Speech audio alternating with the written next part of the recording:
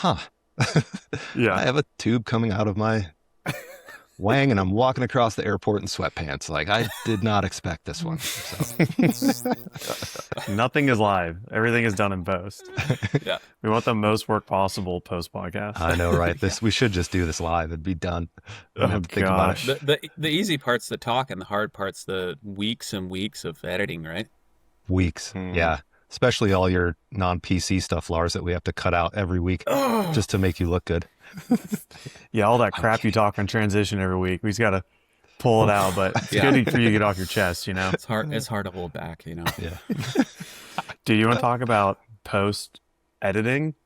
I have easily probably 200 like POV clips from New Zealand to go through. Jeez. And at least half of them I'm talking to the camera. So like they need to be in chronological order. I might scrap the whole thing. It's just it's so daunting to get into. And yeah, I can't say why I was in New Zealand, but I will say that everything I was there for comes out very soon. So it's just like full tap to get everything done. Crunch time, baby. Just put a raw uncut. It'll be like 20 hours long and it'll probably make more money than any other video we had. So it's not a bad idea. Just run it up. Here's run 14, day 3. Yeah. Here's Jason talking shit about chainstay length. Yeah. Although I was riding a Commencal, so there's definitely some chainstay length to talk about because that bike gets long, which was a whole thing, but it was fine.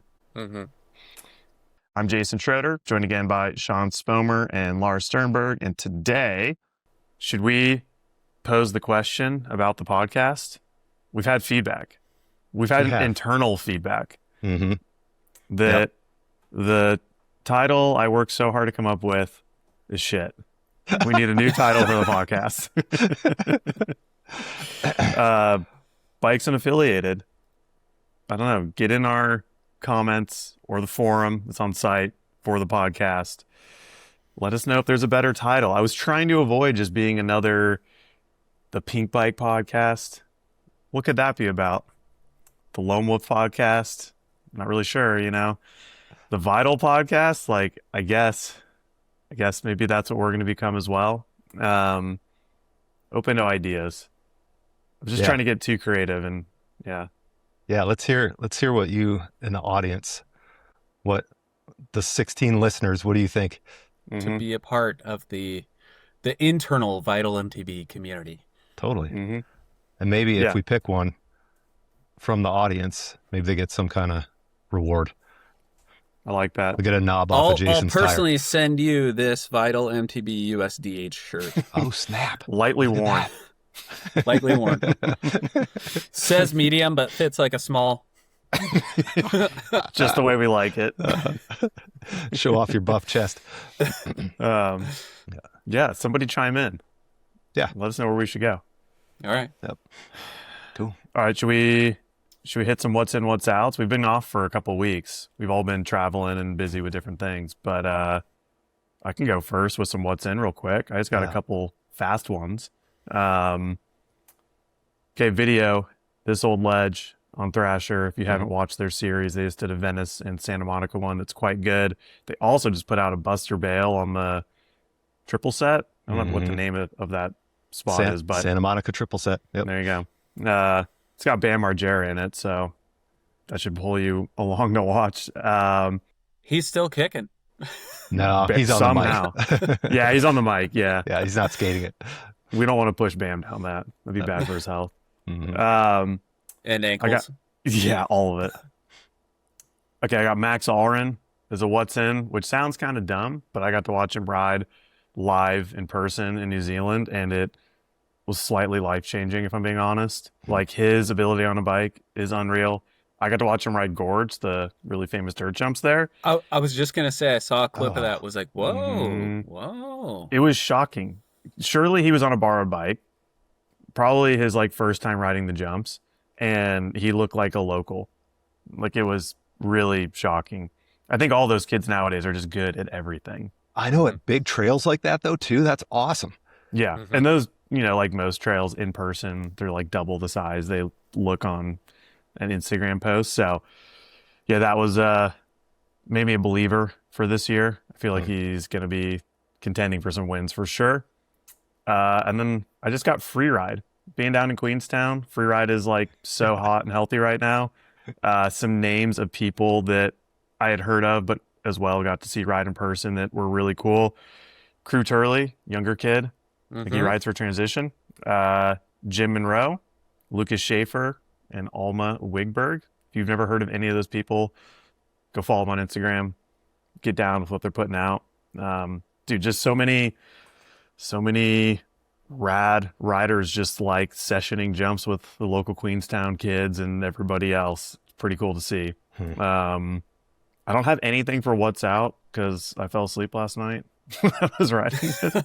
Dude, you've been in paradise for 2 weeks, so like what could be out, you know? It'd be pretty messed up if I don't know what's out. You were out. You're like, what's out? Yeah, maybe that's the what's out is just the catch up of being gone for 2 weeks, 2.5 weeks, and kind of not really. I didn't do any work the first week, and then I tried to catch up on emails before the press camp started and mostly did, and then it was just a whole other week of being gone, which is almost the worst because when you try to catch up on emails, you log back on and let everybody know you're still alive and start a combo again, and then you're just gone again. So it just fills right back up the inbox. But yeah, that was it. Yeah, I was in Queenstown. It was as good as everybody says it is. Was there any Queenstown NPC talk about natural selection by chance? A little bit, and I may or may not have rode the lift with an individual who's behind that Instagram account. Oh, really? Yeah, it was. Dude, that's awesome. Yeah, it was kind of like hanging out with the enemy, and you realize it afterwards, you know, or just like behind enemy lines kind of feeling. Yeah, ironically enough, I did a lap with that individual and Loic, which was such a weird combo. But yeah, it was super weird. But I mean, it was weird being there during natural selection because you can see it on the hill in the distance when you go to Coronet to ride. It's like, it looks like the worst location ever for catching wind, and maybe it is. It's cool in the sense that if they're keeping the whole natural selection vibe from snow, it's just like an empty hillside. There's no trees. There's like, I mean, if anybody's watched it, it's pretty minimal landscaping on the hill. So it does look like free terrain to go where they want.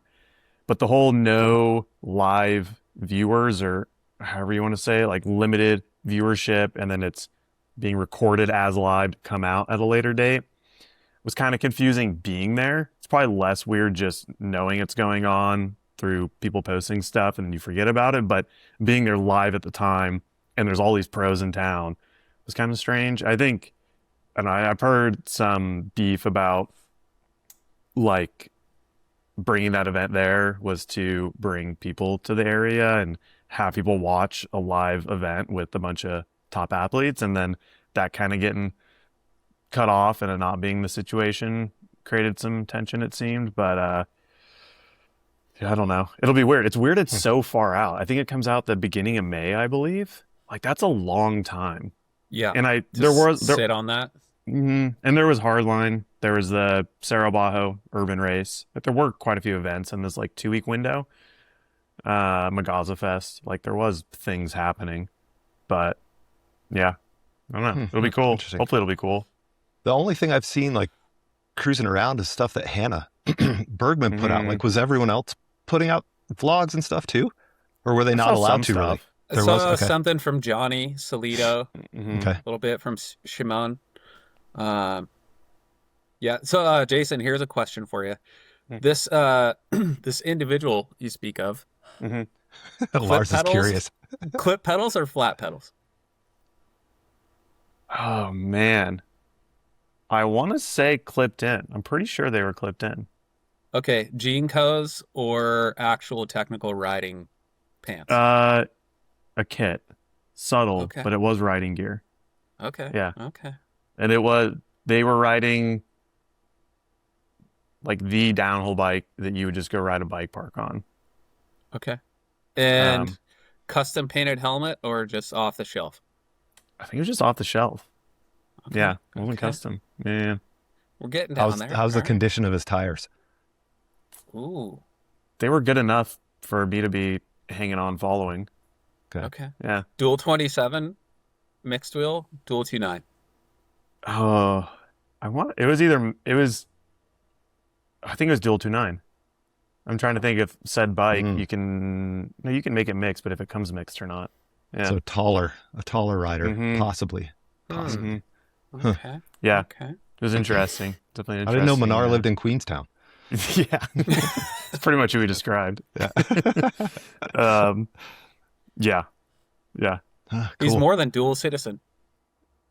Yeah, he's definitely multinational for sure. What do you call it? Trual citizen? Yeah. Multinational conglomerate. Before we move on to others, do you think Jackson could rip the Gorge Road trails? Do you know if he rides a dirt jumper at all? Oh, I'm sure he could. Jackson, wait, which Goldstone? Goldstone, yeah. 100%. Okay. Yeah, for sure.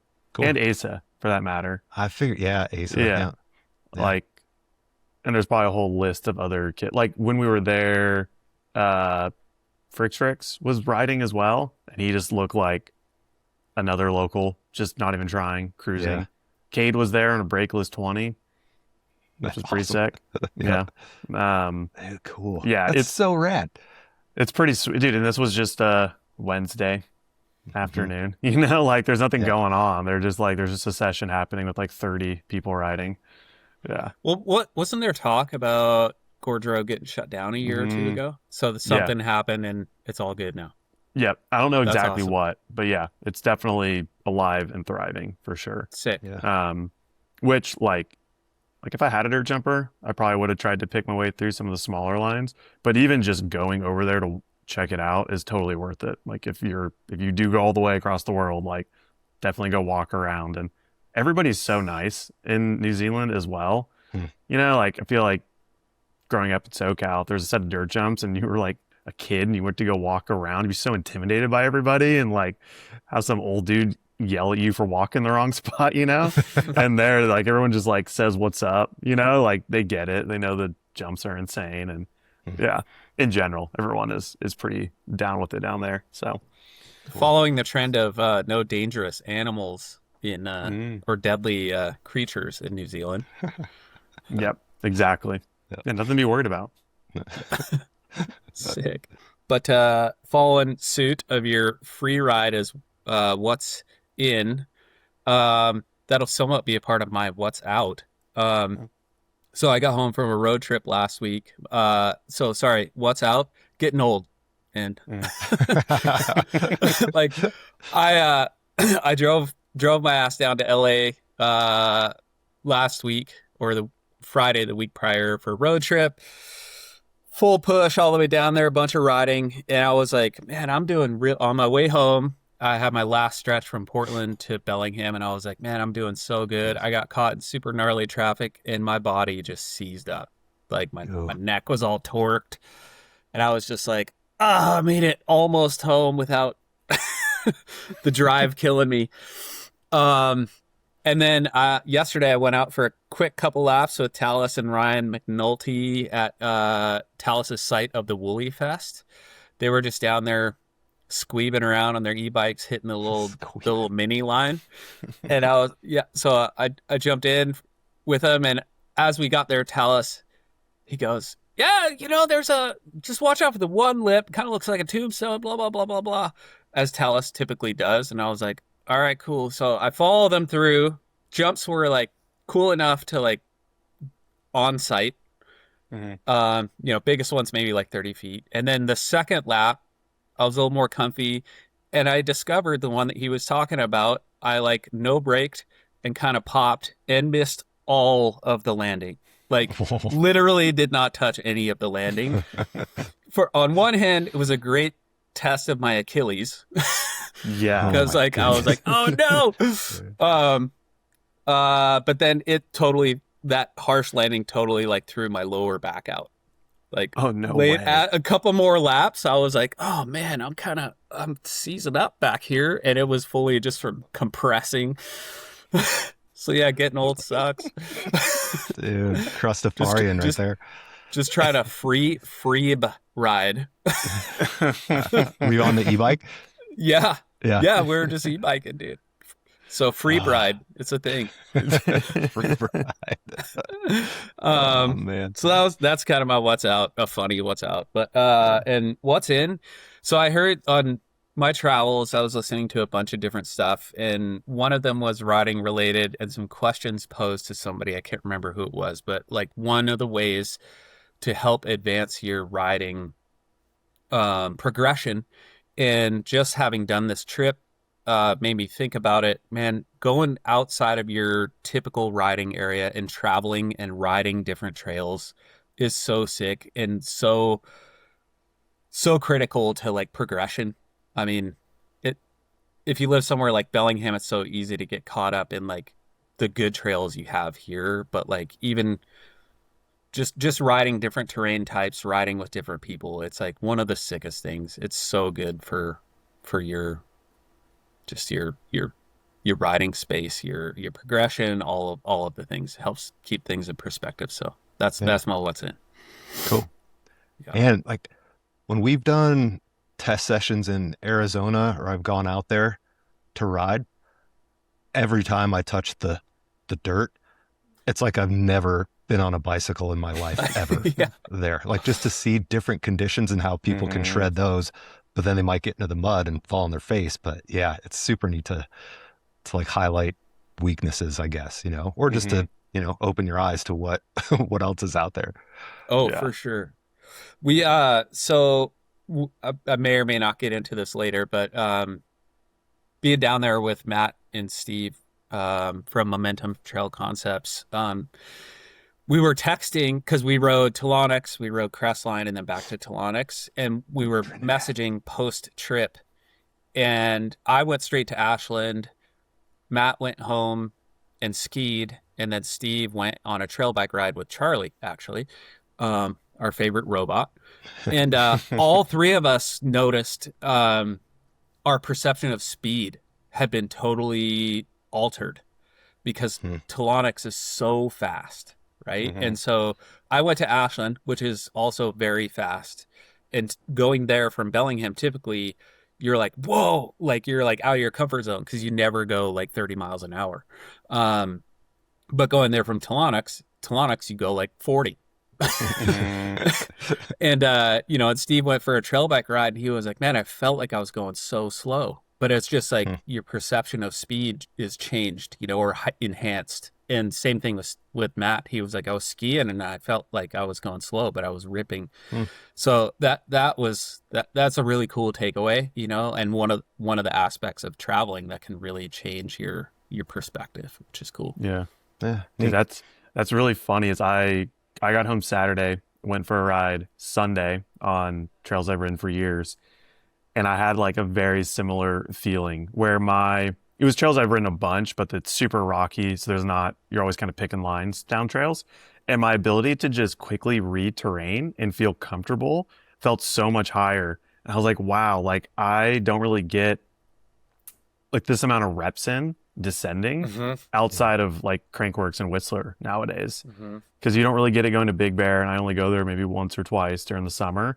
Like going somewhere in February and doing, I think in total I did like 250 miles of descending, like based on my just running a Garmin, which is a lot of miles, it's just a lot of time like mentally reading terrain. And same thing, a lot faster, higher average speeds than what I'll ride here, and just longer.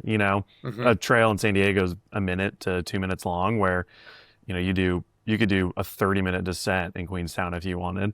And yeah, I was talking with Lauren about it, where exactly that, you get so like complacent riding your local trails, the line, the speed, and you kind of just go on muscle memory, where it's hard to like create that same feeling on your home trails when you go somewhere else and you have to like react in the moment. Like there was a decent amount of roots in Queenstown and some trails, and in the moment I was like, whoa, I forgot how intense roots are. Like I haven't had to digest this in so long. And that was something watching. We were shooting photos, and the whole Commencal team was shooting photos on a section with us, and watching like Lars or Miriam, like their ability to ride a trail they never have ridden, but pick a line that's probably the line first go, I'm like, there's that next level, you know, that you don't get if you just ride your same 10 trails week in and week out. And it feels good, you know, like you feel so much more confident on your bike when you can comfortably react to what's coming up. Like even like I ride all the time, and I noticed it right away when I rode at home this weekend. I'm like, oh, I'm not overthinking this like I might usually. Yeah, it's like a hack to increasing your processing speed. Yeah, totally. Yeah. Yeah. Is it my turn? Go for it. All right.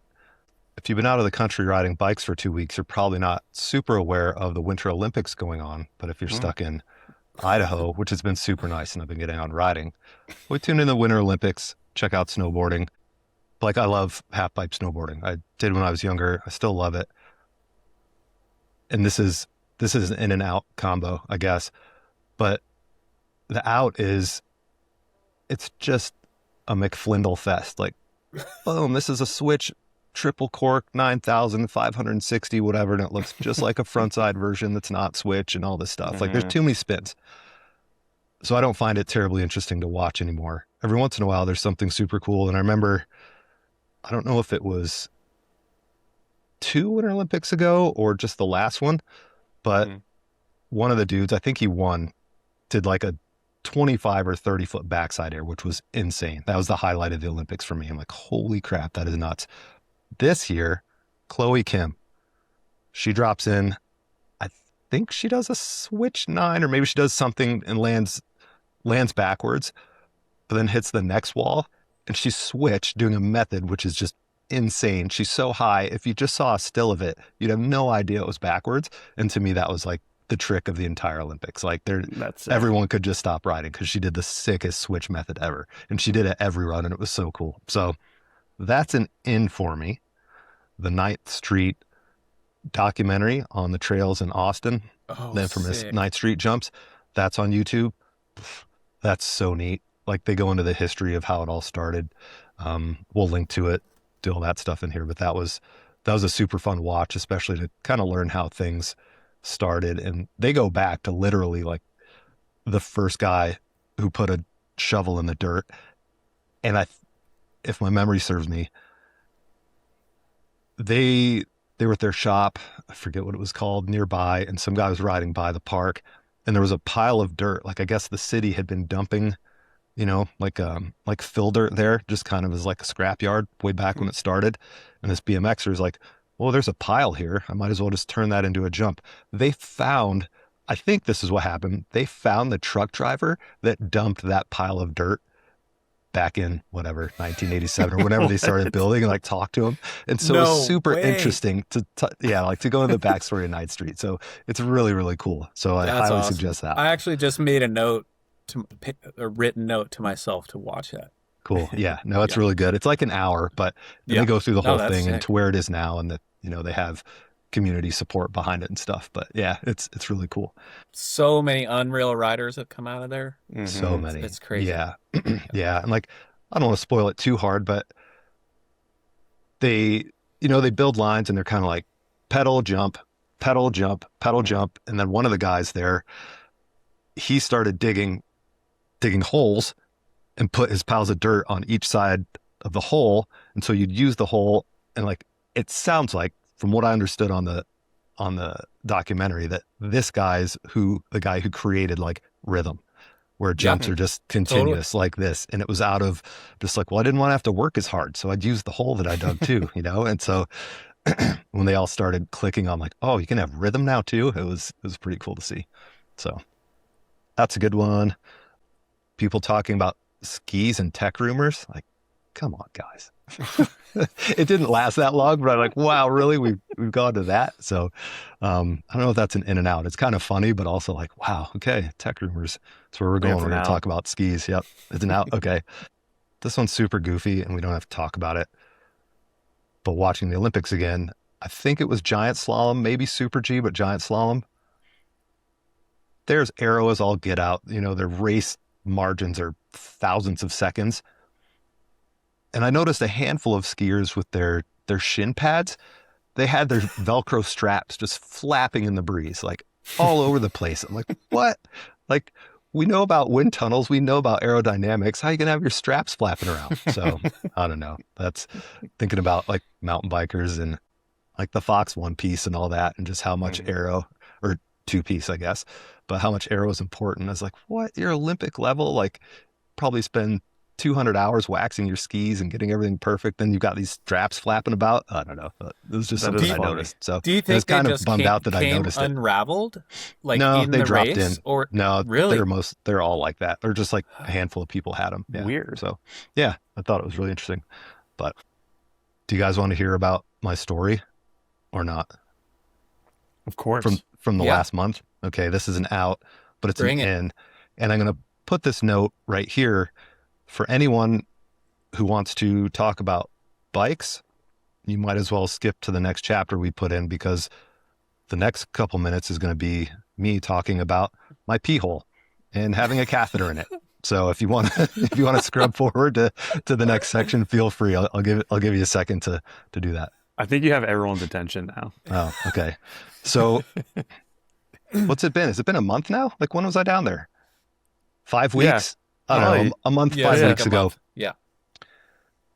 We had found out that Frameworks was going to be testing with Fox in Laguna, Telonics, and Jason had that new Superlight Orbea to test. So like, cool, I'm going to fly down. We'll double dip. We'll hang out with Frameworks crew and we'll get the video done of this Orbea. So fly down there, have a great day with Nico, with Asa, with Gwyn, with Jordy from Fox, with Ariel over there at Laguna.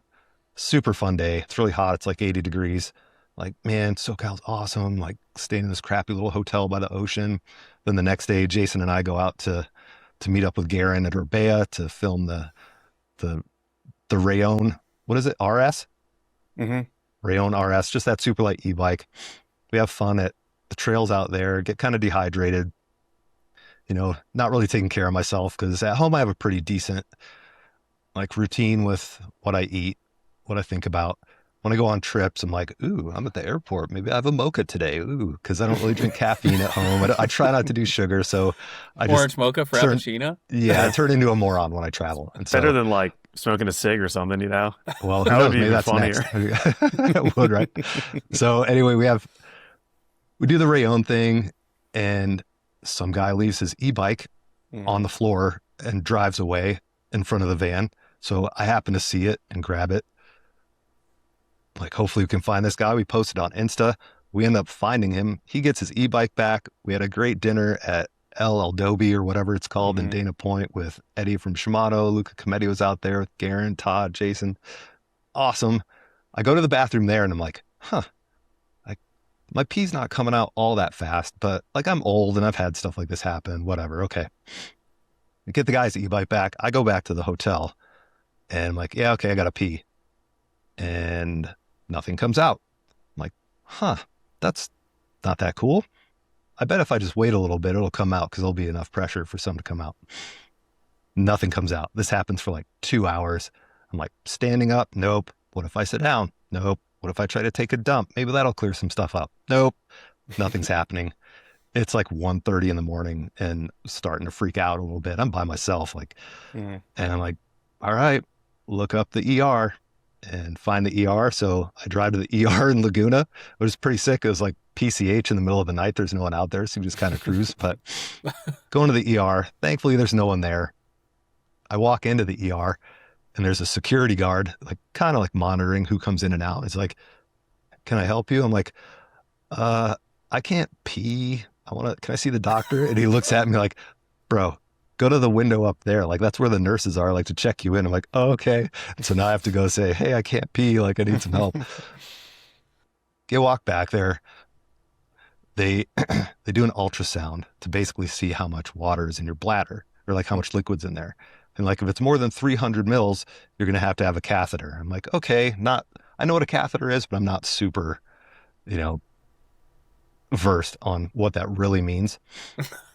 And so nurse checks me in, does vitals, whatever. Okay, doc will be in. We'll do an ultrasound. 15 minutes later, the doctor comes in and I'm just like, I have to pee. And it's like, I'm trying to hold it because I don't want to pee my pants, but I'm also like, you can't pee your pants, so who cares?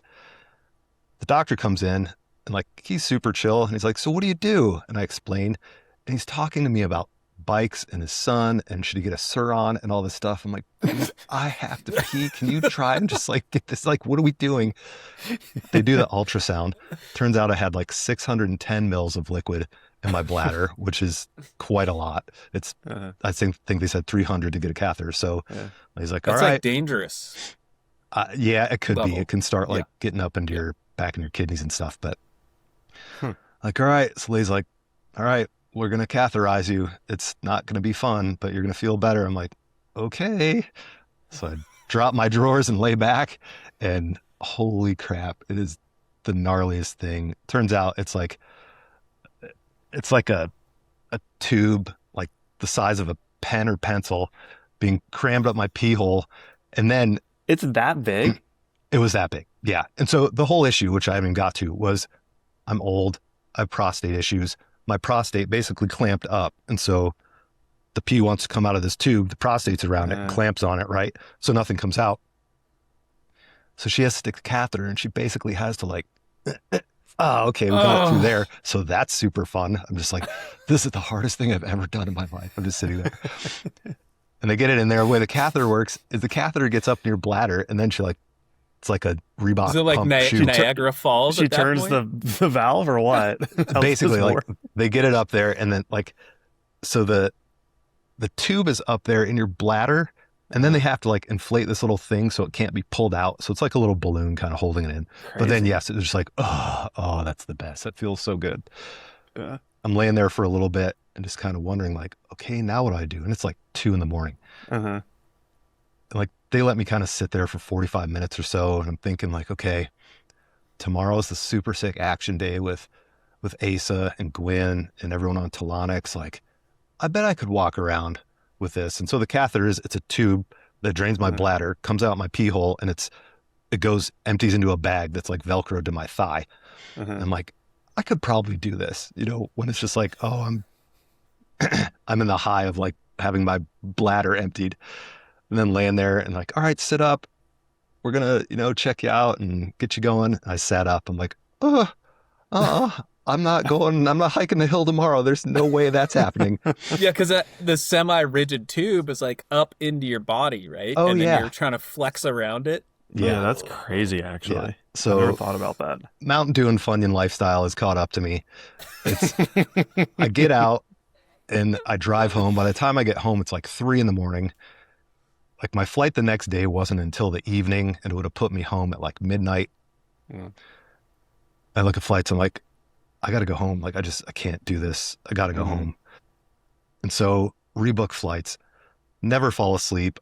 I'm taking my bags out of the hotel at like 4 a.m. I almost loop out on the stairs with a catheter in me, like trying not to strain too hard, and just basically like, I don't know if I'm going to be able to do this. Like, I could pass out in the car and crash and die. I might get halfway through my flight and not be able to do anything with like a pee bag around my leg leaking everywhere. But here we go. Let's see what happens. So I was able to change flights and get out fairly early. I get to John Wayne at probably 6 a.m. And of course the rental car is like 400 miles from the gate that I have to go to, like the drop off. And every step is literally just like, the tube is just like yanking on my Ron. And I'm just like, that's every gnarly. step. Yeah. And I'm in sweatpants. Thankfully, I packed sweatpants. I don't know why I did.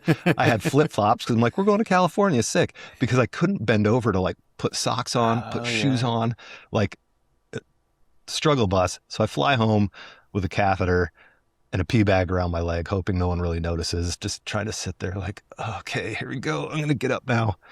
Get home. I have a catheter in for a week before it comes out.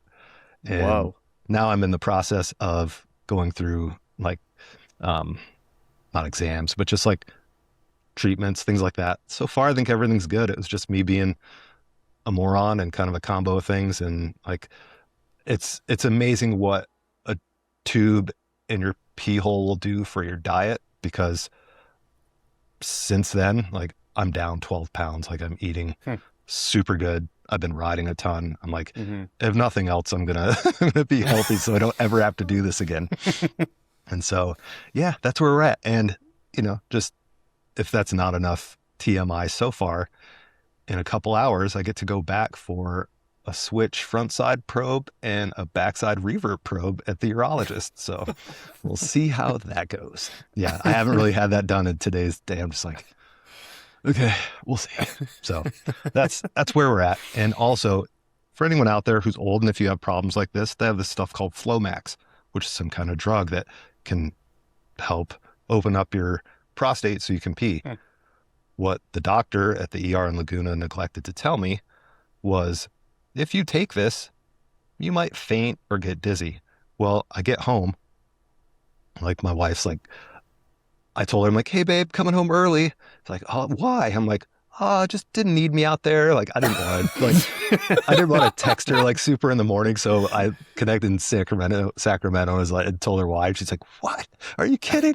You know, she kind of freaks out. I'm like, it's cool. I'm coming home. Anyway, I get home that night or like that afternoon and like, you know, go to the bathroom at night to like deal with my pee bag and stand up and bam, pass out, fainted on the floor. And I remember thinking it was, I haven't been like super blackout drunk very often. Like I've never been blackout drunk, but I haven't been like super blitzed that often. But there was one time I remember when I was younger in Boulder and we had a fun time at the bar and we're walking home and I just laid down in the bushes in a pile of rocks and thought like, this is awesome. I'm really comfortable right now. And when I fainted, that's exactly how I felt. I knew I was on the floor in my bathroom and thankfully it was carpeted. But I was like, man, this is really good. Like I'm feeling super rested. And then kind of came to him like, what? And then the next day I fainted again. I'm like, what the hell? And talked to like my urologist. He's like, oh yeah, Flomax could cause you to faint. I'm like, holy crap, really? Like I drove to the airport on this stuff. And so anyway. So, no way. Yeah. And he's like, you don't have to take that. I'm like, well, I'm not gonna. So anyway, all kinds of fun stuff. And this is not an advertisement. Yeah, exactly. For sure. So I figure there's lots of like people my age who choose to ride e-bikes and maybe not take care of themselves as much as they should. So maybe this is kind of like a PSA, which is a pun because that's the measurement of how big your prostate is, the PSA measurement. But yeah, figure why not? Like, who cares? That's what I'm going through. And the upside was I got such good sleep when I had the catheter in because I didn't have to get up to pee. Oh yeah. All of a sudden I'd wake up, it'd be like 7:30 in the morning. I'm like, whoa, cool. Yeah.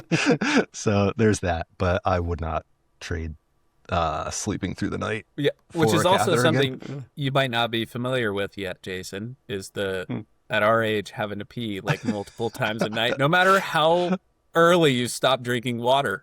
It's at least one a night now. Yeah. So anyway, but yeah, trying to, e-bikes are out of my life. I'm only pedaling regular bikes, been out riding a bunch and trying to get fit enough to at least avoid that. So did they, don't recommend it.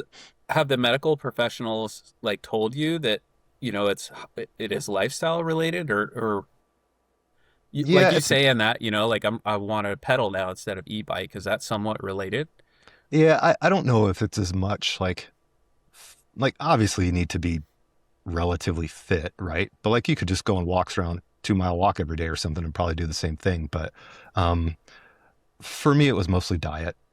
Just, you know, I like chips and I like mochas when I'm on trips and stuff like that. I like to sneak that stuff in there. And so, and it was winter here and I wasn't being super active, but there's just things where there are prostate healthy foods like eat pumpkin seeds, eat Brazil nuts, like all these random things that I've just implemented to hopefully help shrink that stuff down. And the idea is like this has happened for my whole life. My dad had an enlarged prostate. Like I think it's partly genetic, you know? But it's like, it's not like it's going to be shrunk down in a month or in weeks, you know, it's like, see how this goes after a year to see if it's really shrunk down and obviously do tests for like cancer and things, but it sounds like prostate cancer from all the research I've done and doctors talk to, it's like, if it's there, it's not usually something that kills you. So it's not something super stressed about. But I think today we'll probably find a little more evidence of whether or not that would be. And then they have like MRIs you can do to check stuff out. But to me, it's like, I just kind of know, like I was just being a moron with how I was taking care of myself. And it's it's time to grow up a little bit. So, yeah. So there's that. Want to talk about bikes again? But oh no, the biggest downside of that was literally when see the clips of Asa at Telonics. I'm like, are you kidding me? Like, no Funyun or Mocha or Mountain Dew is worth missing that day, and I totally missed it. So, yeah. Well, there's that. You don't get to pick when stuff boils over, right? I guess, yeah. And they say traveling can inflame stuff, but yeah, it's like, huh. Yeah. I have a tube coming out of my wang, and I'm walking across the airport in sweatpants. Like, I did not expect this one. So. It was a confusing text to wake up to. I know. And like, I was being cryptic to you too, just like, oh, hey, I'm not making it today. You know? I got to pee really bad. I'm going home. Yeah, like I couldn't pee later. I know, like the next day, they're like, where's Spomer? I'm like, oh, like he just had some stuff come up, and you know, he ended up having to get on home a little bit early, or so. Yeah, that's awesome. Well, now they know. So yeah, Nico, Gwen, Asa, everyone. And I saw Elliot was out there too. I'm like, are you kidding me? Come on. So yeah. But, classic Laguna day. Totally. Brian Lopes was there. I know you're bummed you missed him. Well, he's always there. I like Lopes. He's all right. But man. So sorry for the derail, but now we got to get, you know, once a month updates on the podcast. Totally. Okay. Cool. Yeah. Just when I went to the urologist to get the catheter out, that's who I'm going to see today. You go in the room and kind of look around like, what's that for? What's that for? And do you guys ever remember the South Park where he made that like kind of one wheel bike contraption, and it's got like it's all very sexual in the thing he sits on? Yeah. Dude, it literally looks like a gun in the corner, and it's got a condom over the thing. I'm like, I'm pretty sure that's what I'm going in for today. So this is how that is what my life has come to. Yeah. So, yep. I may not be on for another couple months, or it'll be fine. So, but I got a cool misspent summer hat, so stoked on that. There is that. Yeah, it's not because of anything that happened with my prostate, but Sven was the photographer on the press camp I was just at. I wondered, he sent a photo of Loic with Nico VO, you know, just like, oh, here's the future news. And then Loic just blew it on the 17 questions. So I was like, oh, I wonder if Sven was there. Dude, that's sick. Yeah. Good. Yeah, it was cool I had never really met him. So just to really? kind of, okay. Yeah. Never like really officially met. Nice. Yeah. And then we were shooting in a section, and, you know, Sven's like, okay, go over there, and you're come over this, and then gonna get attack position right here. Okay, I'm ready. Like, just super intense for like a photographer. And then I was hiking back up, and I think he said something about like, oh, like it's cool to finally like meet you or be in the same place. I'm like, oh yeah, like I know we haven't like officially met. Like, I'm Jason, like I'm with Vital, and he's like, yeah, I know. I was like, cool. He knows everything. I know, right? Yeah. I was like, oh yeah, for sure. I'm sure. I don't know why you wouldn't, but no. Yeah. Yeah, that was cool. It was sick to have photos taken by Sven. You know, dude, like for sure. I've got some pretty rad ones from like a real high up ride we did that are useless for the assets I need for like product, you know, but I'll probably frame a few of them because just like the backdrop of the mountains and everything are all the time. That's awesome. Sick. Man,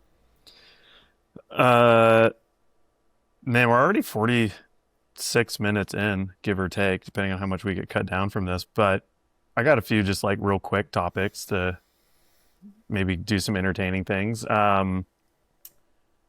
Where should we start? Here, we'll do a little bit tech.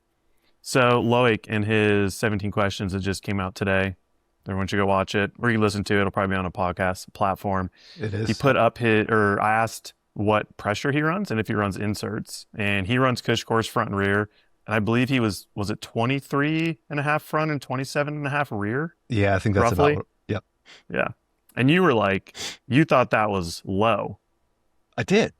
Yeah. And I was like, that's pretty normal. Okay. And I was curious where you fall on this, Lars. Like, what is normal pressure, do you think, at like World Cup level? At World Cup level? Yeah, I would, well, depending on the track, I would say probably 22 to 26 psi front, and then probably a couple higher than that rear. So like 24 to 28, 24 to 30. Inserts could, I'm just going to say no insert, put inserts out of the equation. Yeah. And so at the speeds you guys would go, or like Loic would go, front tire that low, like it wouldn't squirm off lips and like in corners and stuff. It just seemed like it would just, Yeah. Sure, it depends on like probably rider size as well. But I was running DH casing tires last week on a downhill bike, and I was going down in the front to get the feel I wanted. Like it was feeling a little bit too firm with like 25. And I think I went down to 23, 24 in the front. And then the rear, I usually will just run it high enough to not break wheels, So it's maybe a different perspective than an actual pro who has endless wheels, I'll notice in the rear, if I have too much tire pressure, my bike feels like it skips a bit more. Like the rear wheels, a bit more feedback. I'm generally not riding in wet conditions. The second it gets wet, I'm just letting out air until I feel like I can find traction. But I feel like I think I texted you, I think it was Danny Hart, I always remember hearing, would run like under 20 in the front and like 22 in the rear. Like it's a very UK-esque thing to do, is run really low pressures. But one of the editors at this camp I was at is from France. He was also riding a Commencal downhill bike, so him and I were kind of comparing notes on setup. And I forget, whatever reason, we were talking about fork setup, and whatever he was saying, I was like, wait, like what's your front tire pressure? Because like we weren't really lining up. And he was like, I have 20. I was like, oh. I'm like, that's why you're feeling whatever it was we were talking about. I'm like, I have 4 to 5 psi more. That is enough to make the front of my bike feel harsher or firmer, whatever, Totally. So I think it's also kind of maybe French or different parts of Europe, people just run less pressure. But SoCal growing up, especially with tubes, oh my God, it was like 30 front, 38 rear, just as high as you could go, and like not pop a tube and not like break a wheel. Yeah. Around these parts, like my trail pressure on my pedal bike, the Sentinel, with I run super downhill, super gravity tires on that. It's like 18 or 20 front and 20 or 22 rear, depending on the day. And never an issue. But we also, like, that might change a little bit in the summertime, like a couple psi maybe. But there's just there's nothing really that hard pack, or like even like big jumps and berms, you typically have like a bit of give to the soil. So I think it is very much regionally and conditions dependent. I definitely added some pressure to my rear tire on Telonics after a specific run. I was like, oh, I'm feeling more comfortable. I need like 6 more psi in the rear. 6? Yeah. No, I just That's went a up. lot. I was like, no, it was Okay. Yeah, but that's coming from 22 maybe. Yeah. know? Yeah. Okay. Yeah. And for me, that's a dramatic change of terrain, And my back wheel still came apart at the end. Classic. Awesome. I had like 6 guitar strings, dude. Just like the last couple of runs, I could hear them, pinging around, and I was like, pretty sure those are spokes. Yeah. That's dope. Dude, you got a Frameworks, right? I did, yeah. Yeah, did you like that was your first time on it? Yes. Yeah. So you want me to just run through that whole situation a little bit? I mean it'll provide some context. Yeah, so I went down to California. Spomer was also supposed to be down there, so I met. So this all started. Matt Thompson, Steve Wentz, Amanda Wentz, and Jeff Hinton were all going to California already to do like a riding trip. Matt and Steve are going to do Masters World Championships in Chillán, Chile in March. So they asked me to come, if I was interested, to come down and help them set up their bikes. So I made a trip out of it, a week-long road trip, just a short commute. So I was able to like tack on a bunch of extra riding with friends along the way. Anyway, I reached out to Nico from Frameworks, kind of a Hail Mary, because I don't have a downhill bike, haven't had one of my own for at least 10 years. And just sent Nico a message, let him know what I was doing, and said, hey, if you have a used frame that is sitting around, you don't have any use for, I don't care the condition, something functional that I could borrow for a little bit, primarily for this trip, I'd love to check it out. They made one happen. I think it was one of the team frame front triangles from last year, and then Logan pulled the rear triangle off the frame he had been riding, built it up, which is super sick. I mean, of them to do that. And I had them ship it directly to Steve Wentz's parents' house in Santa Ana, which is where we were all staying. And built the bike that night. So like was building the downhill bike at midnight pretty much, which is awesome.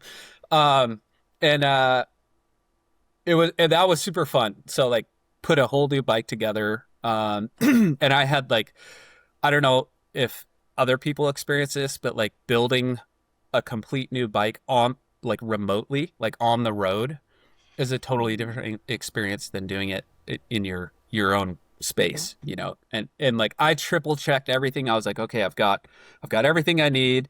I would have it packed, and then I pull it all apart again and be like, okay, I've got this. And I had like pieces of the headset, because that bike uses a 56 mil upper and lower. And I had pieces of some headsets together, and at the last minute I was like, all right, I'm just going to go buy a headset from Fanatic, just to make sure, I'm not like this hodgepodge headset. I still managed to buy a tapered headset, tapered crown headset. Dude, I hate headsets. I know, totally. And I had already done that. I had ordered a freaking King Creek headset from Amazon, of all places, because I was like, it was getting so close. And I hate to say that, but I was like, frantic. And it was not even remotely the right size. I had ordered it so frantically, I did not verify that. So it's like a random like 46 mil. Yeah, and not even close. I don't even know a bike that it'll fit on. So anyway, yeah, we're building the bike, and I realize I don't have the one thing I'm missing from the headset is the fork crown race. So I can get the bike kind of together. It'll sit on the ground. And these guys are starting to heckle me about how long it's taken me. I'm sure. However, it did occur to me at one point that about the time I started to build the bike, Wentz was swapping a dropper post cable on his Stumpy. And so these guys are heckling me like an hour and a half in. And it occurs to me, I look over and I'm like, dude, Wentz is still messing around with the seat post cable, and I've got my bike almost all the way together. So like, stop heckling me. So yeah, got that together, and then we were all fired up. So that was a day earlier than we expected, because we did not intend to start riding until Monday. So Sunday we like went to Telonics. I think we got like 6 runs, and then went to Crestline on Monday. We got 12 runs there collectively, and then back to Telonics on Tuesday and got like another 6 runs. And so that bike, for one, you have to understand, I'm not familiar with a downhill bike. So it's my first time on it in quite some time. Very unfamiliar terrain and speeds. New suspension. So, and also, my purpose of being there was not to get my own bike set up. It was to help this crew with their bikes. Yeah. So there was a lot for me to compartmentalize, like in the foreground, I'm like trying to stay focused on them and their equipment and their feedback. And then a very small part of my subconscious is like, oh, you should be, this feels like this feels like this. So like I adjusted the spacers under my crown a couple times, and then pretty much just yeah, other than like maybe add in 10 psi in the rear shock and then add in some tire pressure the second time we were at Telonics, as I was more comfortable with the speed. That was pretty much all I did. And I mean, the bike is sick. It's also quite a bit longer than I'm accustomed to. I think that frame is a 470 mil reach with a 450 chainstay. And the last downhill bike I rode was a current TR11, which is a 445 reach as a medium. So that was also weird. I put short. I had the offset headset cups that shorten or lengthen reach by like 5 or 6 mil. So I put those in the short position. So it was a 465 mil reach. So that's considered a medium by their standards. So that was I had to kind of talk myself into that being normal. Like, because if I had not provided internal framework, I would have been thinking that the bike was too big for me the whole time. Like if I was on a size large bike, I would have been like, I can't ride. This is not the right size bike. So some subtle diversion tactics there. Yeah, I mean, really good. I did do one lap. Steve and I swapped bikes in Crestline for one lap, and he's riding a current alloy specialized demo. And that was interesting because immediately I could, like, that bike, I could feel immediately what the bike was all about and what it did really well. It was very noticeable. Like, the bike squats, does not really get out of shape. Like rear suspension, you're not unsettled at all. It squats and just like eats bumps like really well and feels like it accelerates really well. And like once you're on the bike, it is just like in that position, like, and it wants to be, and likes to feels like it wants to steer from the rear, which is interesting. I guess that's the best way I could describe it. Whereas the frameworks is like very lively. There was no one noticeable thing that I was like, whoa, that's the one thing that this bike does really good. It just worked really, really well. And it's gonna, I mean, I'm gonna ride it as long as I can before I have to send it back. But I mean, it's just, I'm such a big fan of the industrial approach to that bike, which is a tried and true suspension platform. Obviously it's been dialed in, over the last couple of years. So there was definitely nothing that I was like, oh, that's a little weird. None of that. But there was also no one thing that was like, oh, it does that super well. That's going to take a bit more time to like, I think, hone in on. So, and don't take that as like blasé by any means. I mean, the bike was, I guess the one takeaway is that it was just very natural to get on and just ride, which is cool. Sweet. Yeah. I'm jealous. I want one. Yeah. There was two of the dudes I guess they're both from SRAM. They were both on frameworks, which was pretty like a funny contrast. Yeah, Mark was on one, Allison. And then Mark Allison, and then why am I forgetting who? Maybe it's Flynn. Not Chris Mandel. Oh, Flynn. Yeah. I think Flynn has one as well. Yeah. But it's a funny contrast having a bunch of like really like the newest cutting edge parts hung from it on just like a bit of a crude looking frame. It was kind of cool looking, actually. I liked it. Yeah. And I was like, man, this Commencal is pretty cool, but it'd be a lot cooler just to be on a frameworks right now. Wasn't an option, but yeah. Dang, that's sweet. I know. I brought that bike home with me, so now I have a downhill bike, and I'm like trying to figure out when the Groms are going shuttling. Like, need to actually start riding it again. I don't want to wait till summer. Yeah. It's good stuff. Come up to one of the Northwest Cups. I think that would actually be going out there for sure. When's the first one? Like April usually? It is April. I can look really quick here. Go race Fontana. There's probably one this weekend. I don't got the lungs for that. I ain't ready for the wall. That's what Vital could do. We could set up like an early finish line and have a race based on everything before the wall. That would be really funny. We have our own split. Yeah. Yeah. Yeah. It's like the Sun Tour so whole shot. the first Northwest Cup, it's not on my calendar because we're going to be in Hawaii, so I didn't even put it on there. But the 11th and 12th, I believe, of April in Port Angeles. And then the second one is the 16th, 17th of May, which I will be at. Cool. Could be neat. That would be fun. It's just a quick commute, dude. I mean, flying to Seattle, it kind of is a quick commute, really. Yeah, totally. Yeah. Where's the second one at? Those first two are in Port Angeles. Okay. That could be fun. I do love PA. It's been a while. Yeah. If you fly up, I could drive through SeaTac and pick you up. I'll have to think about it. It'll be pretty entertaining to figure out like a story to do on it or something. Yeah.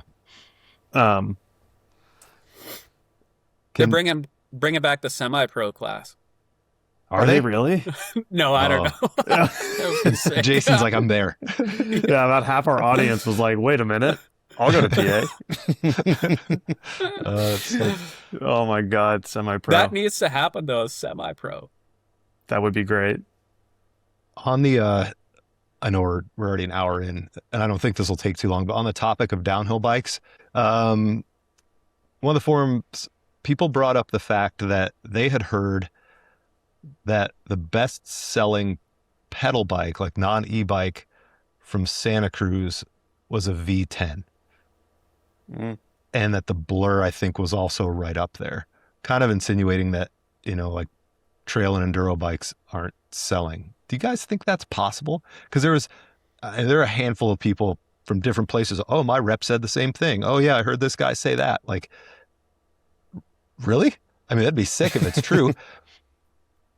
I mean, I don't discount it, but I highly doubt that. Yeah? Yeah. I mean, it seems hard to believe to me too, but yeah, I mean, from my experience in the industry working for a brand, like downhill bike production, like sales is like a fraction of total volume of any model. That's what I think. I remember when Transition came out with the TR 450. I think in one year, or at least like that batch, there was for X time period, there was 900 made and sold, and that was like unprecedented at the time. Like that was a huge swing. But yeah, I mean, I think Santa Cruz, I don't know though. That's just based on my intuition. Yeah. It's one of those things where it's like, I want to believe that. Yeah, If totally. that was the world we live in, that would be super sick. So yeah, maybe somebody that has inside knowledge can, drop a little hint there. I'm not saying anything. I'm like, our forums said it, right? Yeah, totally. forums. Yep. I always wonder if demo bikes at like a bike park, how much that actually adds up to being something, Yeah, for sure. Think about I think just in Whistler, there's a handful of shops that V10s are their demo fleet, which sure, it might only be, say it's 30 bikes between two shops. Like it's only 30 bikes, but I mean, I don't know what rentals are like in Europe or other bike parks around the world. Yeah, I know. I've always wanted to know the spread on what models are selling for a brand. It would be so cool to have a brand be transparent for like 1 quarter or something, or 1 year, on what that looks like, especially as we have gone into e-bikes and that being a huge part of the pie, or presumed the hugest part of the pie. Like, I think in my mind, I'm like, well, downhill bike's half the price of an e-bike. It's kind of not true. Like, especially from those brands, they usually have, or major brands, they have one or two bills. $9,000 downhill bikes. I was going to say, they're all like, there's like a $6,000 one and an $8,500 one, where e-bikes, they'll have like a 5, a 65, an 85, and then like, they get up higher. But yeah, I wonder what the income spread is as well, like, because they're all, if they've only got one build and they're selling, say Santa Cruz is selling 1,000 of a downhill bike that's $8,000. I mean, it's pretty good if the spread on another build starts at 55 or something. Yeah, I don't know. Would be curious to know. And one thing I did think about in New Zealand is I saw a ton of that new bottle rocket floating around, which is quite a good looking bike. And that's sitting in an interesting little niche right now that I think is growing substantially, which is just people that want to go ride a bike park and want a downhill bike again, but like, don't go out and buy the Commencal I'm riding. The thing is boring as shit to ride. Like you would not want to buy it to go ride a bike park. It's a race bike, It's heavier, which adds to its abilities going really fast. But, you don't need a 450 chainstay like what you're on, like. Yeah, totally. Very different machines. Yeah. Sure. And the ability, like they're pretty smart with the bottle rocket and it being a bit modular where you can create a few bikes out of one, which again, a lot of riders, they probably go to a bike park a handful of times during the summer, or if they're really lucky, you go every weekend during the summer, but then you have a winter and you might need to pedal or like have something that you can do other stuff on. Be curious if more like Specialized is one of the biggest brands. Like they've had that status that kind of like ebbs and flows into existence, but you never really know much about it. Like that seems like a bike that would be so hot right now or could continue to be really hot right now. Yeah. Surprising they don't make like a smaller e-bike version of that thing. Because you see like David McMillan, ripping rider. I think he only rides a Levo SL. That's like all you ever see him on these days. Or like Christian Regal, kind of the same thing. Yeah, I don't know. I have heard what people were dropping in the forums though, that the V10 is up there in sales for Santa Cruz. So yeah. Who knows if it's true? I could see the idea of XC bike and downhill bike being the non-motorized bikes that start selling over time. If people are leaning towards e-bikes, whether it's like a 150 or a 160 kind of bike, like the trail and enduro bike market might be squeezed out at some point. Yeah, well, and did that comment have the context of over all time, or just a year? It sounded like it was recently, like within the last season kind of thing, Yeah. But, and all right. Also in the forum, someone said Specialized isn't going to make any full suspension alloy bikes anymore because they're too expensive. They're only going to make hardtails out of alloy. Like, so again, I have no idea if that's true, but like the way it was framed, kind of, you could see that happening. So I do know the alloy manufacturing is becoming a lot more cost prohibitive. Yeah. On a larger scale, like for brands that are pumping out, hundreds or thousands of units, it's like almost cost prohibitive to compete to carbon manufacturing. That's crazy. It is crazy. I mean, the beauty of it is that you have like the big pricing, the big price point spread, like I can save $1,500 by going with the alloy model, but when that is like, it's $500 different, it's kind of like, what's the benefit? Kind of pointless. And I think and then all the weird tariff stuff, like materials, different material. Yeah, exactly. Yeah. So that's challenging for sure. I got a new topic for us. Maybe this could be one of our last ones. It's not even really a topic, but so I mentioned I did the Commencal team was in Queenstown, and I was riding a Commencal. So naturally, I had to just act like I was on the team, right? So I did a lap. I did a lap with them. Did you have a monster helmet? No. Mountain Dew helmet. No, full imposter syndrome for sure. Actually, funny enough, so when I was 100% a decade ago now, that's when Lars was on Specialized. And so when the Specialized team came to town, I got to meet Lars when he was 20 back then, or 19, for just like a couple of days, and mostly like around the office and getting lunch, and then ran into him there, and like all the top pros are just like such genuine, nice people. And he like remembered me. We chatted a little bit, and then they were in line at the lift, so we rode the lift up together. We get to the top, and I'm kind of, saying my goodbyes because I'm gonna go do my test lap. And he's like, "What trail are you riding?" And I was like, "Oh, like this to that, And he's like, oh, "Okay." He's like kind of asking about it. He's like, "Is it cool if I just follow you down?" And I was like, "Nope. You're not allowed to do that." That is not 100%. There's no way I'm leading out the team right now. That's so amazing. I was like, "We can do Vertigo, which is like the Blue Flow Trail, and I will follow you guys." And so I did a lap with their team, and I was following, who's their team manager? I'm drawing Ruffin? a blank on. Yeah. Forget, what's his first name? Thibaut Ruffin? I think that's it. Yeah. Yeah, that sounds right. Yes, I was following him. Ruffin? Yeah, right. I'm gonna botch it if I even try. And then Miriam was behind me, and we got to a trail intersection and stopped.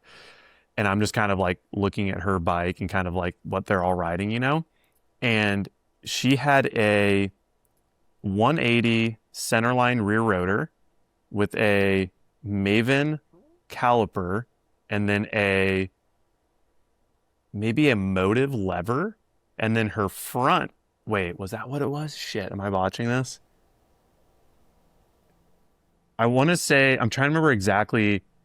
There was 2 Commencal brake setups, is why I want to go into this. But I want to say for her, it was actually the front that was a center line, and the rear was an HS2. And then at some point on her levers, one was motive and one was Maven. It was very unique. And I was like, "What's up with your brakes?" And it basically was like trying to get away from the intensity that Mavens have. And I want to say the front was maybe trying to get away from just like tucking the front and that sort of sensation. Yeah, like reducing the bite or something. Yeah, exactly. Yep.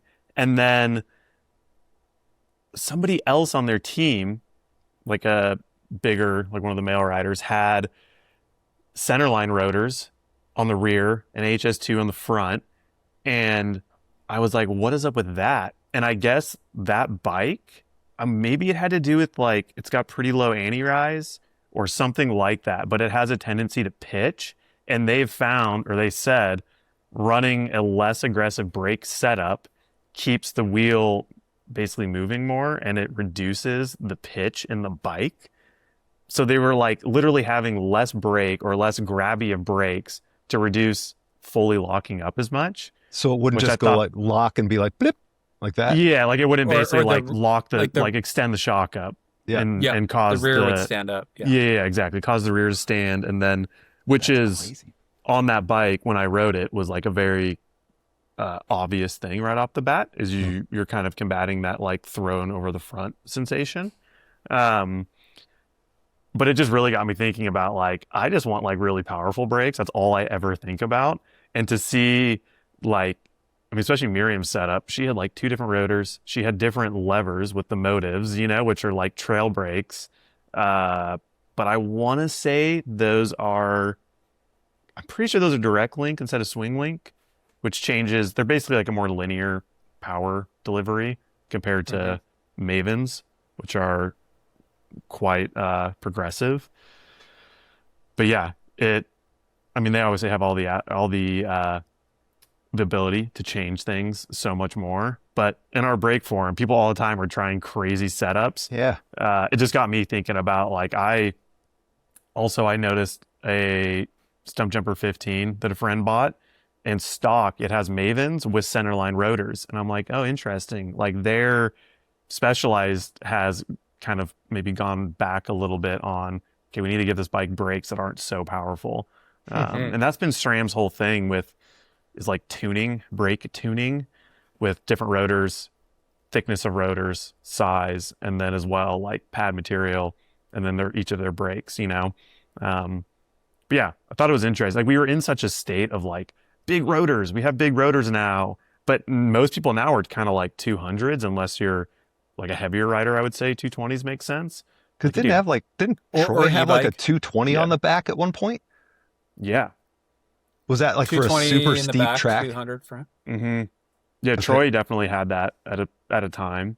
And like I will run with more powerful brakes, the throw on my front brake a little bit longer just to avoid like stabbing the brake on accident. Kind of makes it feel like I brake more evenly that way. Yeah, a lot of brake talk last week, so watch this space for brake updates coming. But I can relate to some of that experimentation for sure. Like I mean, I've talked about how terrible of a braker I am in the past. You know, it's like skid trigger. But I recently, on one of my bikes, I recently went back to Shimano brakes, and it wasn't until I did that I realized how much it's taken me over a year to get used or to get somewhat accustomed to the power of the Mavens. And I've had them on multiple bikes, like my repeater e-bike. I've got 220 rotors with Mavens, and then I've had just Mavens with 200 center lines on my Sentinel, and then put Shimano brakes on that bike. And then it was at that point that I realized, even though I'm getting more accustomed to the Mavens, I'm always thinking about my braking, which is not something that I remember having to do before until I went back to Shimano, and I was like, they're not quite as powerful, but I could just ride and brake naturally.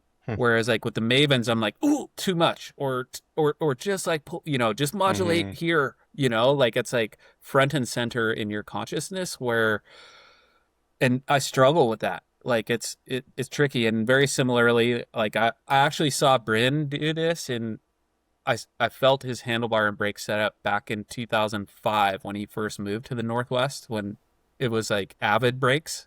And his front brake, which was his right brake, his wrong brake, was closer to the bar than his rear brake. And for the same reason that you're talking about, which is kind of help encourage like not over braking on the front. So I do that. Yeah, I understand the heated brake debate for sure. Like Amanda and Steve, they were both running the Shigura setup on their bikes. So Shimano levers, Magura calipers. So it's definitely a thing. Like brake tech it's not really something that I thought much of before. It was like, do they work or not? Right. Totally. Now it's like lever feel, like all the stuff. It's kind of cool. Yeah, we have such an opportunity to be more kind of high maintenance, but like you get to learn your preference and then figure out what setup matches that best. Dak this past year when they were running Mavens, he was running 200 mil rotors, I believe, to heat them up quicker, because he found with 200s they wouldn't get up to temp as fast and they wouldn't stay at temp. So it would like loot. What's that? With 220s they wouldn't get up to 220s. Okay. Yeah. So he was running smaller rotors because of that, just to like get the brakes working faster in a downhill run, and like giving him, I think it had to do with the bite he wanted. Interesting. Yeah, all that stuff is pretty fascinating. I wish I could talk more about some things I read last week, because I got a lot of like info on kind of like we're talking about, like I haven't really thought much about brakes, and then getting to learn from people that design them, like the factors at play and how that feeds into so much of what a brake, I mean, pretty much all of what it is what you feel in your finger, right? Like that influences all of it. Like your comments about Maven, when we did our brake test 2 years ago now, and we had brake ace sensors, it's like burned into my memory, because I had ridden Mavens all year. I like liked them, but I had struggled to figure them out. And like same as you, sometimes great, other times it was like too much or too little, and I just never could find that happy point. We ran brake ace sensors, and looking at brake events, all of my brake events spiked super high at the start. So like I'm grabbing a bunch of brake, no matter, I didn't have any choice. And then it would drop, and then it would like feed back, like it would slowly rise. I literally would like accidentally stab the brakes, like, and then let off. Yeah, let off and then modulate what I actually wanted on the first pull. And, like I'm decent at braking. Like we've all been riding long enough to like, how to brake. And on the other brakes, it was always more of like a rainbow shape, like a real steady climb and a steady fall, or it'd be like steady climb, harsh fall, letting off. Where Maven's, I was always like quick climb and then like tapering off, trying to figure out how much braking I wanted. Yeah, it's interesting stuff for sure. It'd be like Miriam's setup with motives would be really interesting, I think, because those levers are called softer than Maven's for sure in the way they feel. And if you're like not the pull tension or pull yeah, resistance? like it's like the breakaway is lighter, and then the whole pull of the lever is just not as stiff. Bit more like code like in the past. Brakes. Cool. Brakes and rotors. Interesting. Yeah. Most people are probably break 'em. fine. Yeah. Don't break them. Yeah. I get bummed out being here because they don't even really need brakes. Like it's True. so mellow and flat. It's, not really going through any major braking events that often. Do you just brake with your foot in your tire? Pretty much. Yeah. Yeah. Like 20-inch style. Just Yeah. Flintstone. I want to know if people take their rotors off when they travel with their bike in a bike bag. No? I just took one off on the way home because I was short on time. Just kind of testing the waters, and the one rotor was fine. The other one that was in my helmet bag was totally fine. Takes forever. I think if you don't have a drill, if you pack it right, like if you're not just jamming your stuff in your bag, and then packing a bunch of other stuff in randomly, but like if you pack it so there's free space, I mean should be fine. Yeah. But don't come knock on my door when they're not. Lars said. So here's a interesting related topic, and I think this is super sick. At first, I was kind of confused. I was like, "What a quick pack job, quick thoughtless pack job." So when the Frameworks frame arrived to LA, open the box, and it is a piece of cardboard and the frame. And I was like, at first glance, I was like, they just chucked the frame in the box. But so brand new frame box, and then it's a flat sheet of cardboard that is the height of the box, and then the length of the box with the corners folded in. So like the two ends of the box take up the whole width of the box, right?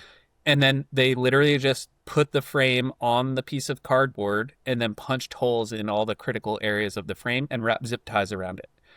So that the frame is basically hung from the sheet of cardboard that's hung inside the box, captured to that piece of cardboard, and it's just floating in the box.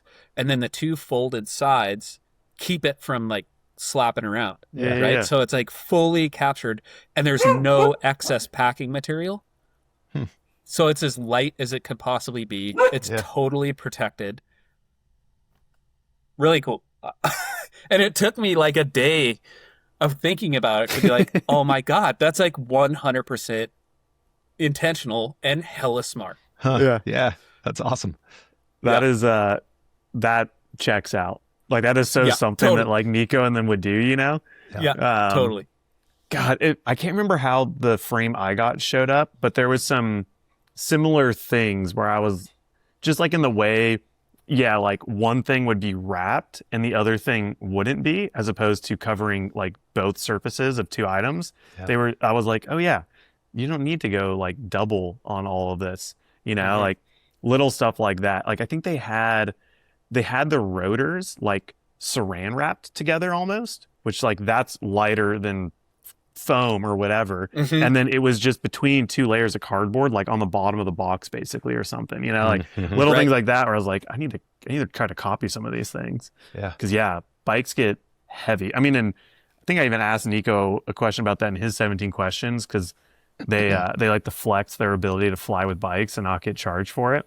But cardboard boxes are definitely the way to go. Like a true bike bag 100%. Is so heavy.